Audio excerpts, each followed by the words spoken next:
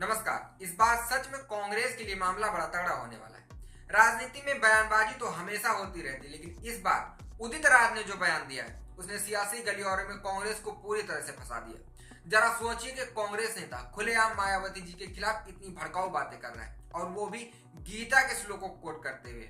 अब इस पर बहस होनी तो तय थी। खुद भारतीय जनता पार्टी, बसपा और खुद मायावती सब ने अलग अलग अंदाज में इसका जवाब दिया है। लेकिन इस पूरे घटनाक्रम के पीछे जो राजनीति चल रही है वो और ही दिलचस्प है। दरअसल इसकी शुरुआत 2-3 दिन पहले हुई थी। उदित राज ने एक प्रेस कॉन्फ्रेंस की थी और उसमें गीता के उपदेश का हवाला देते हुए कहा था कि किसने कहा था कि न्याय के लिए लड़ो, जरूरत पड़े तो मैं सगे संबंधियों को मार दो। और इसी संदर्भ में उन्होंने कहा कि मायावती ने जो सामाजिक आंदोलन का गला घोटा है, अब उनका गला घोटने का वक्त आ गया। अब सोचिए, यह एक ऐसा बहुत बड़ा बयान था, खासकर तब जब मायावती जी खुद दलित राजनीति की सबसे बड़ी नेता मानी जाती है। सुश्री मायावती ने जो सामाजिक आंदोलन का गला घोटा, अब उनका गला घोटने का समय आ गया है। और सबसे बड़ी बात यह है कि उदित राज का यह बयान सिर्फ प्रेस कॉन्फ्रेंस तक सीमित नहीं रहा। उन्होंने खुद इसे अपने सोशल मीडिया एक्स पर शेयर किया और फिर क्या था, यह बयान पूरी तरह से वायरल हो गया। मायावती जी के समर्थक गुस्से में आ गए, कांग्रेस बैकफुट पर आ गई और भारतीय जनता पार्टी ने इस मौके का फायदा उठा लिया और फायदा उठाकर सपा और कांग्रेस दोनों पर पलटवार कर दिया। फिलहाल मायावती जी कोई छोटी मोटी नेता तो है नहीं, वो राजनीति में सालों से, और बयानबाजी का जवाब कैसे देना उन्हें बाखूबी आता है। उन्होंने उदित राज का नाम लिए बिना ही कहा कि बाबा साहब डॉक्टर भीमराव अंबेडकर जी के जीते जी और उनके देहांत के बाद भी कांग्रेस ने कभी भी दलितों और बहुजनों की सच्चे दिल से परवाह नहीं की। उन्होंने कांग्रेस पर यह भी आरोप लगाया कि वह सिर्फ वोट बैंक की राजनीति करती है और दलितों के हक में कभी भी कांग्रेस नहीं रही। फिलहाल इस बात को तो कांग्रेस ने भी कबूल किया है। राहुल गांधी ने 1 महीने पहले कहा था, 4 सालों में कांग्रेस ने दलितों के लिए कोई काम नहीं किया, और अगर मैं ऐसा नहीं बोलूंगा तो मैं सबसे बड़ा झूठ बोलूंगा। इसके अलावा मायावती जी ने उन दलित नेताओं पर भी निशाना साधा जो अपनी राजनीतिक महत्वाकांक्षा के लिए पार्टियां बदलते रहते हैं। उन्होंने कहा कि कुछ दल बंधु, अवसरवादी और स्वार्थी दलित नेता अपने आकाओं को खुश करने के लिए अनर्गल बयानबाजी करते रहते हैं।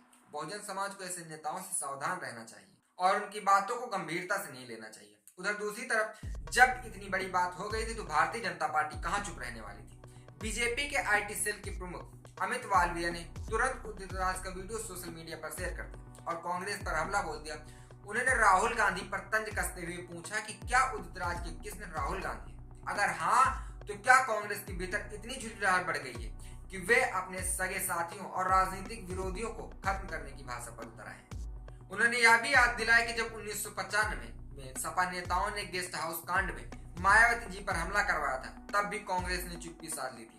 अमित मालवीय ने यह कहते हुए कांग्रेस और समाजवादी पार्टी को एक ही थाली का चट्टा पट्टा बता दिया और आरोप लगाया कि दोनों ही दलों ने हमेशा दलितों को सिर्फ वोट बैंक की तरह इस्तेमाल किया है। फिलहाल अब इस पूरे विवाद के कई पहलू हैं। कांग्रेस बैकफुट पर है क्योंकि अगर वह उदित राज का बचाव करती है तो दलितों के खिलाफ खड़ी नजर आएगी, और अगर वह उन्हें पार्टी से बाहर निकालती है तो वह अपने ही नेताओं को कमजोर दिखाएगी। दलित समाज के नेताओं को इस विवाद से फायदा हो सकता है। उन्होंने बहुत दिनों से भारतीय जनता पार्टी और कांग्रेस दोनों पर कई बड़े हमले नहीं किए, लेकिन अब उन्हें कांग्रेस और भारतीय जनता पार्टी पर हमला करने का मौका मिल गया है। कांग्रेस के साथ भारतीय जनता पार्टी भी ऐसा कर सकती है।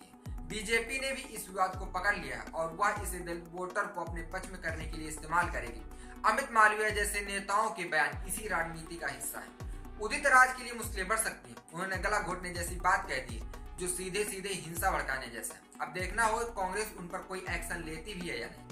अगर थोड़ा गहराई से देखें तो यह विवाद सिर्फ उदित राज और मायावती जी तक नहीं, बल्कि यह दलित राजनीति का एक नया मोड़ हो सकता है। कांग्रेस और बसपा का रिश्ता हमेशा से अजीब रहा है।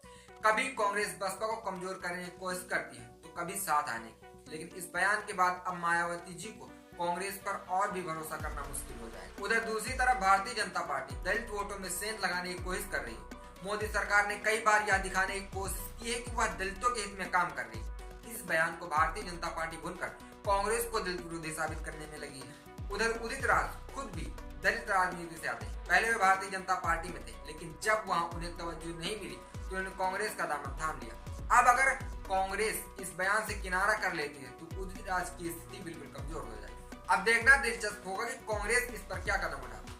क्या उदित राज अपने बयान पर कायम रहते हैं या सफाई देते हैं? क्या कांग्रेस उन्हें पार्टी से निकालती है या चुप्पी साधे रहती है? और सबसे अहम, क्या भारतीय जनता पार्टी इस मौके का फायदा उठाकर मायावती जी के दल वोट बैंक में सेंध लगा पाएगी?